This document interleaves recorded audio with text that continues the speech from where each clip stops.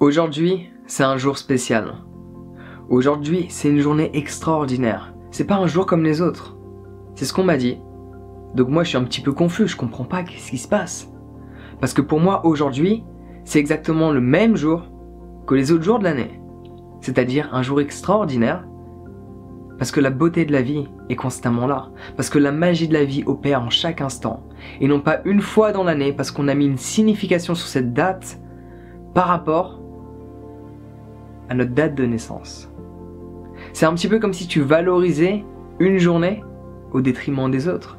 C'est un petit peu comme si tu rendais une journée extraordinaire et que les autres étaient ordinaires. Je suis pas d'accord avec ça. Chaque jour pour moi est extraordinaire. Chaque jour c'est mon anniversaire. C'est moi qui décide quand il est. C'est personne d'autre qui décide à ma place. Ça va pas ou quoi? Enfin bon bref, si tu m'as envoyé un message, je te remercie fortement. Ça fait chaud au cœur. Merci. Et je suis désolé, je peux pas répondre à tout le monde. C'est une évidence. C'est impossible. Mais je vais faire en sorte de lire ton message. Déjà, lire tous les messages, t'imagines même pas à quel point ça demande un nombre d'heures considérable. Je t'assure. Donc dans cette vidéo, je vais te parler de moi. C'est pas quelque chose que je fais tous les jours, donc profites-en. Je vais te dire un petit peu qui je suis, mon parcours, ce que j'ai appris, ce que j'aime bien, tout ce qui va me traverser l'esprit.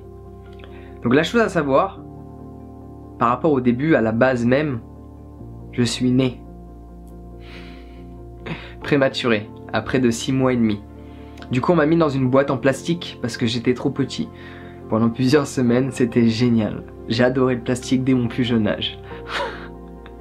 Et sur la fiche, il y avait écrit bébé hyperactif. Alors entre temps je me suis calmé, j'ai médité, j'ai fait du yoga, ça m'a beaucoup aidé. Et quand tu regardes mon parcours de vie, tu réalises que tout prend sens. J'ai voulu découvrir le monde.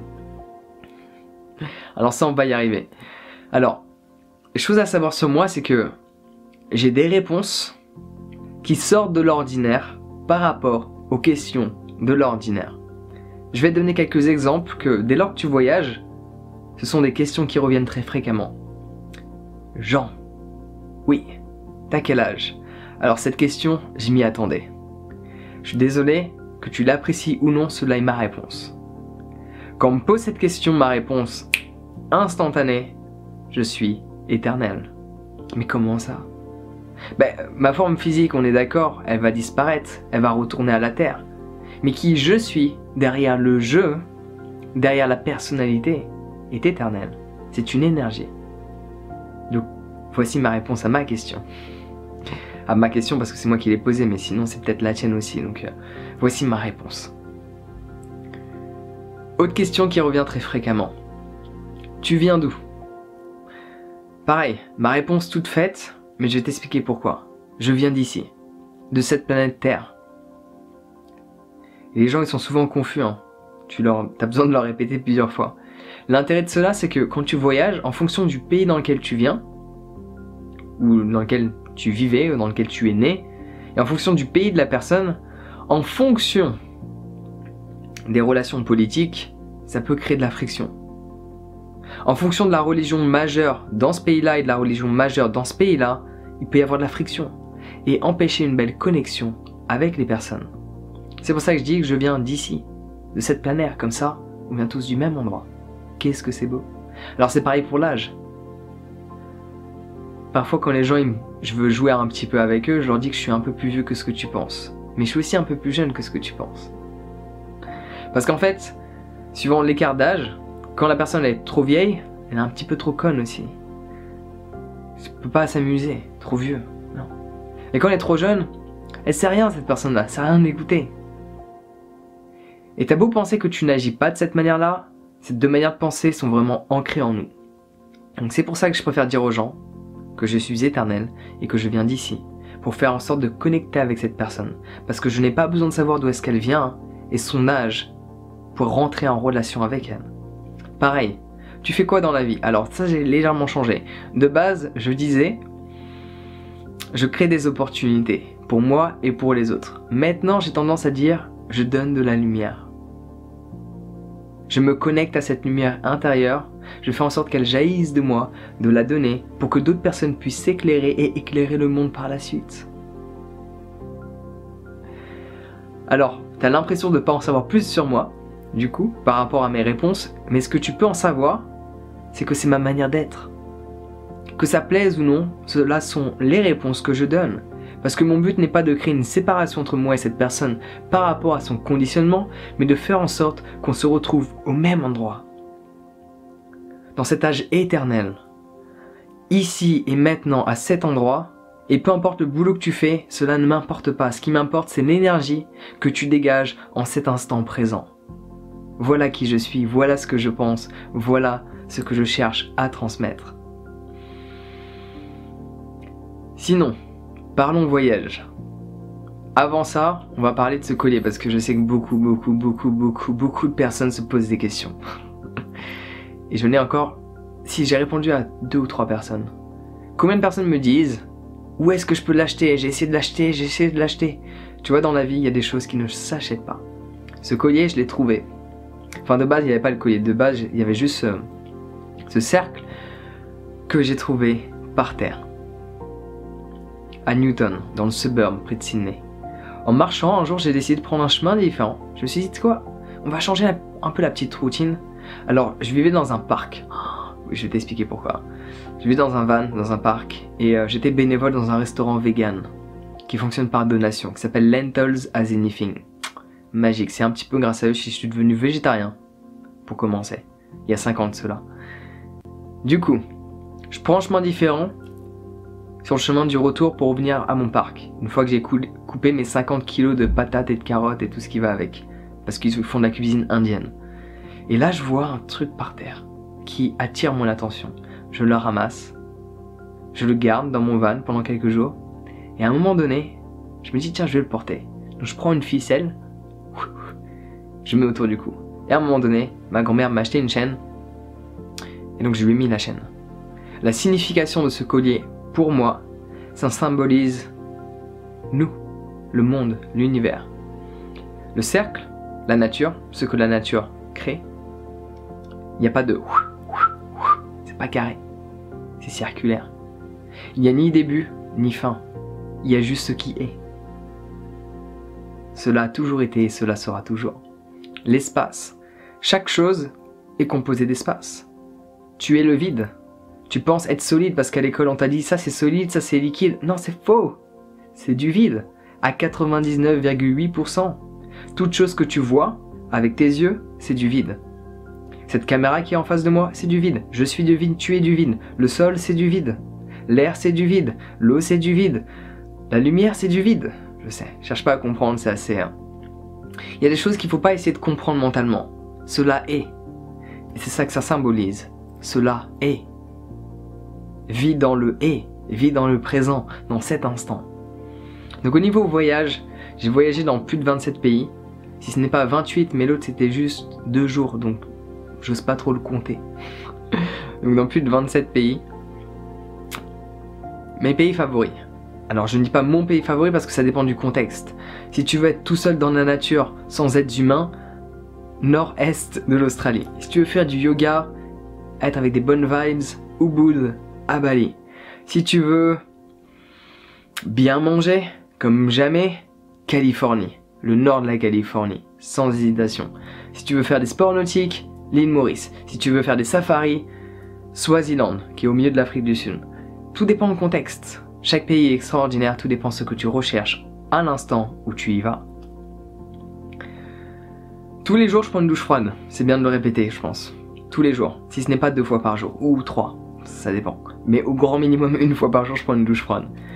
J'adore me faire ma petite camomille le soir, avant de me coucher, telle une mamie. D'ailleurs, c'est l'habitude que ma grand-mère a. Et j'adore cette habitude. Sauf que elle met du miel. Moi, je mets du sirop d'agave. Chacun ses préférences. Autre chose à savoir, qui peut peut-être être utile, un film que je te recommande. Il y a 2 films que je trouve extraordinaires pour un contexte complètement différent l'un de l'autre. Le premier, c'est Cloud Atlas. Ça met en jeu l'interdépendance de chaque être avec chaque individu. Te montrer que même quand tu vois 2 personnes qui n'ont rien à voir, sur un point de vue physique, visuel, elles ont tout à voir. Elles sont connectées. Film extraordinaire. Autre film, Cette vie. Beaucoup plus connu, c'est le film où dès que je le vois je pleure. Parce que je trouve que cette dévotion qu'il a, cette responsabilité, elle est totale. Et ce film crée des émotions en moi extraordinaires. Le type de musique que j'écoute dans mon quotidien, alors je suis passé par tous les styles, hein, pour mettre les choses au clair, je suis passé par tous les styles, avec tous les styles vestimentaires qui vont avec la musique. Ne visualise pas, s'il te plaît. Alors, généralement, à l'heure actuelle, j'écoute que des musiques à base de mantras. Sanskrit, Gurmukhi, différentes langues anciennes d'Inde. Ça peut m'arriver d'écouter du hip-hop, ça peut m'arriver d'écouter du rap, du reggae, du classique, du jazz, ça dépend les moments et les envies. Une musique qui a créé le plus d'émotions en moi, c'est la musique de Ben Howard, Keep Your Head Up. Le jour où j'ai découvert cette musique, les paroles de cette musique ont résonné exactement par rapport à ce que je ressentais à l'instant où j'écoutais cette musique. Et là, je me suis effondré en larmes. Écoute-la et peut-être que tu comprendras. Mon écrivain favori, de loin, sans hésitation, Krishnamurti. Alors, il a deux manières de s'exprimer. L'une d'entre elles, c'est « ce que tu dis c'est faux, voilà la vérité ». Et souvent il a raison si tu arrives à mettre ton ego de côté. Sinon, il y a une autre manière qu'il a de l'expliquer que je trouve encore plus extraordinaire, c'est « ta croyance, je la prends, je la mets sur le papier, je la détruis, je lui mets des claques, je la retourne dans tous les sens, elle n'existe plus et je te laisse comme ça, à toi de te débrouiller par toi-même. Recrée-toi une nouvelle croyance par rapport au fait que tu n'aies plus cette croyance. » Ça, c'est extraordinaire et c'est un tant soit peu ce que j'essaie de faire sur cette chaîne. Poser des questions là où tu n'en as jamais posé, pour que toi-même tu puisses trouver des réponses qui te correspondent. Les différents boulots que j'ai fait, majoritairement j'ai travaillé de base dans la restauration, puis je suis allé dans l'événementiel.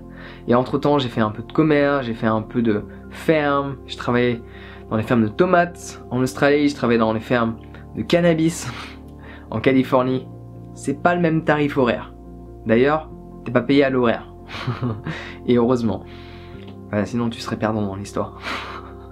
Surtout quand tu vas vite. Parce que du coup tu... Trimmer. Anyway.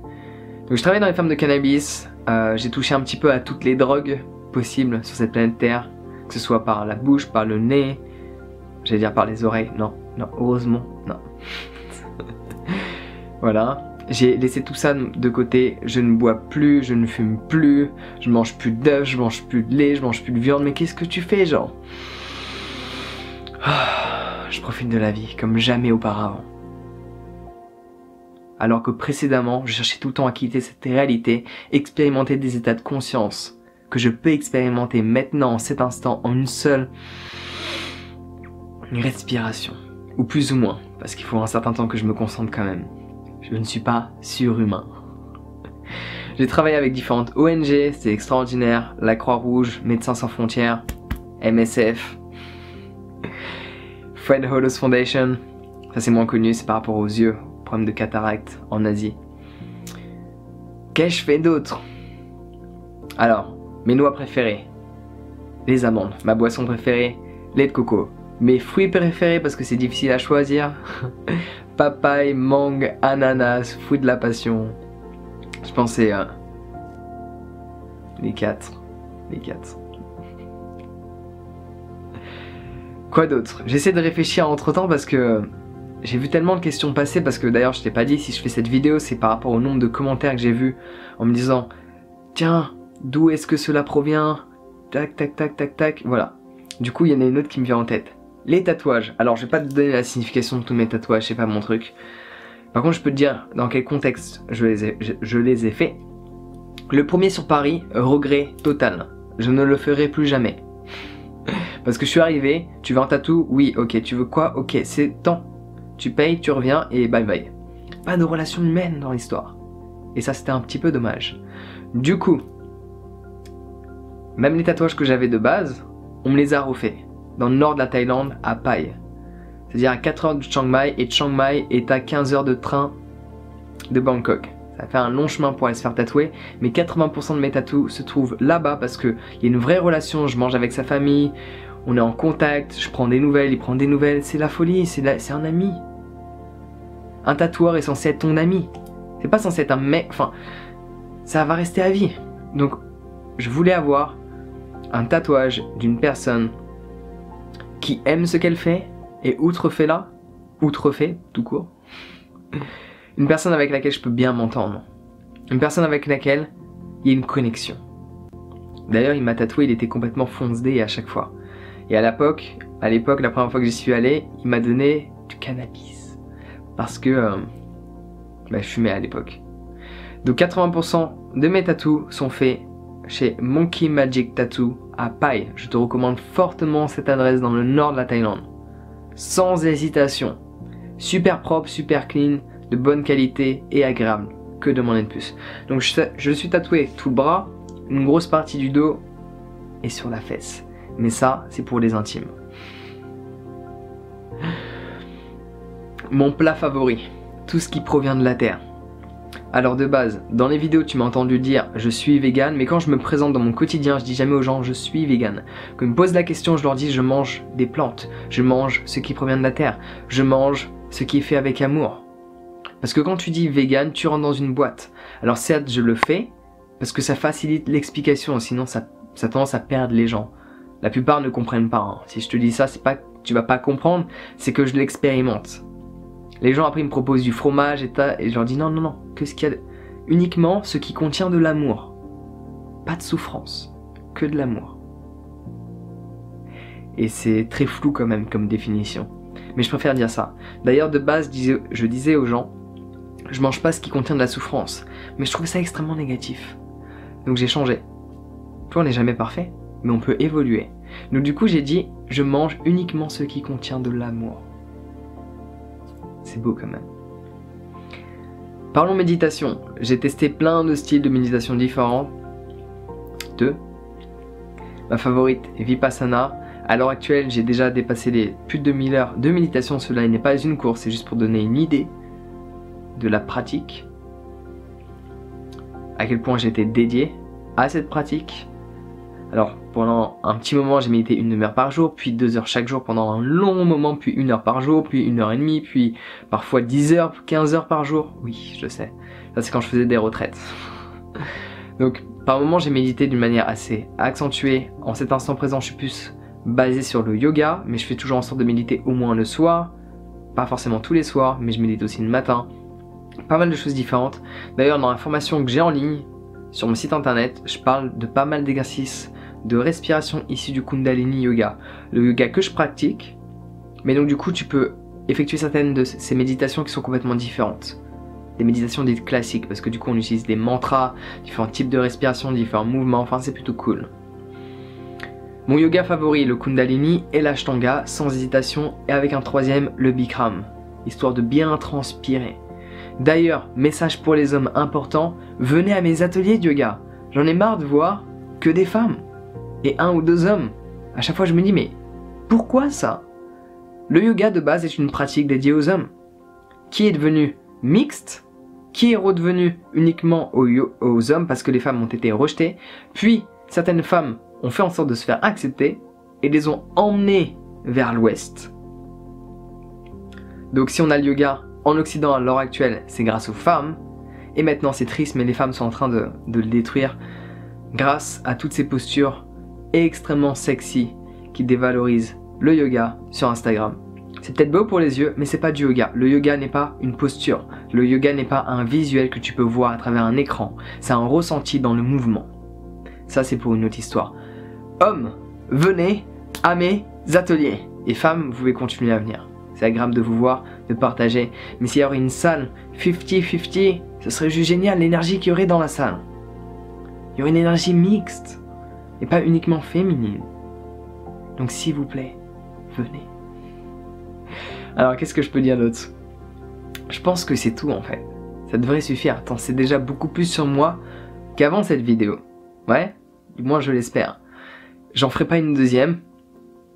Pas avant les prochaines années du moins, donc j'espère avoir dit tout ce qu'il fallait. Ah peut-être, certaines personnes m'ont dit j'aime bien tes dreads. Mes dreads, c'est la nature qui les a faites. Voilà, c'est le soleil pour le bout jaune, pas de coloration, organique de la tête aux pieds, pas de produits chimiques, ok? Ça m'arrive de consommer certains trucs où il y a des pesticides, j'en suis conscient, surtout quand tu manges au restaurant. Crois pas qu'ils vont t'acheter que du organique, même si c'est un restaurant vegan, loin de là, ok? Ils cherchent à faire des bénéfices. Chose qui est compréhensible de leur point de vue, mais pas forcément du point de vue de ton organisme. En attendant, mes dreads 100% organiques, c'est l'océan qui les a créés, parce que de base, ben, je me lavais pas forcément à l'eau claire tous les soirs quand je vivais près de l'océan. D'ailleurs, pour te dire une petite idée du type de voyage que j'ai fait, j'ai vécu et j'ai dormi, pour être plus exact, dans des hôtels 1, 2, 3, 4, 5 étoiles. J'ai dormi dans des palaces, mais j'ai également dormi dans des vannes, dans des voitures, sur des canapés trop petits, par terre, dans des cages d'escalier, dans des parcs, sur le sable, sur la terre, dans le désert, dans des bateaux, dans l'avion. J'ai plus ou moins testé tous les moyens pour dormir sur cette planète. J'ai pas testé de dormir sur un vélo, j'ai dormi sur une chaise. Dormir debout, je pense ça a dû m'arriver à l'époque où j'étais complètement éclaté par toutes les substances que je consommais. Mais sinon, voilà. Si tu veux voyager, la seule chose qui t'en empêche, c'est toi qui te dis que c'est difficile. Si tu acceptes de sortir de ta zone de confort, de dormir à la belle étoile de temps en temps, de poser ta tente de temps en temps, t'es pas obligé de le faire tous les soirs, mais si tu le fais un soir sur 3, tu fais des sacrées économies. Si tu voyages long terme et que tu loues pendant un mois, tu fais des sacrées économies. Ça, je vais en faire une vidéo, ça fait longtemps que j'en parlais, ça ne serait tardé. Donc voilà, je pense que j'ai tout dit, c'est bon, ça suffit, j'en ai assez dit sur moi. Je suis qui je suis. Et je fais en sorte de montrer qui je suis, par rapport à la propre image que j'ai de moi-même. Et je pense que nous devrions tous faire de même. On a tous une image de qui on est ou alors de la personne que l'on souhaite devenir. Montre cette image plutôt que de montrer une image de la personne que tu n'es pas et de la personne que tu n'as pas envie d'être. Une personne qui s'énerve, qui râle à longueur de temps, qui se plaint constamment, qui donne la faute et la responsabilité aux autres et non pas à elle-même. C'est pour ça que je t'ai dit, regarde le film Cette vie. Niveau responsabilité, on peut pas faire mieux. Sur ce, prends soin de toi, j'espère que cette vidéo a pu t'être utile d'une certaine manière ou alors tout simplement que tu en sais un peu plus sur moi. Je suis pas né dans une famille riche, mais j'ai quand même trouvé une solution pour voyager dans plus de 27 pays. Et c'est une de mes fiertés, parce que j'ai énormément appris de toutes ces personnes que j'ai rencontrées, tous ces endroits où j'ai posé mes fesses, et j'ai médité, observé, contemplé et questionné toutes ces croyances que l'on m'avait instaurées qui ne me servaient pas à évoluer. Sur ce, prends soin de toi, passe une bonne journée, et petite information en dernier, les tableaux que tu vois derrière, bon pas celui de Bouddha, mais tableaux, ben c'est moi qui les ai faits, parce que je peins aussi, je fais de la musique, je fais tout ce qui m'apporte du plaisir. Je veux pas me limiter parce que on m'a conditionné à dire ça c'est de l'art, ça c'est pas de l'art, là t'es bon, là t'es pas bon. Dès lors que cela m'apporte un plaisir, je le fais. Voilà, on s'arrête là, prends soin de toi, et on se voit bientôt.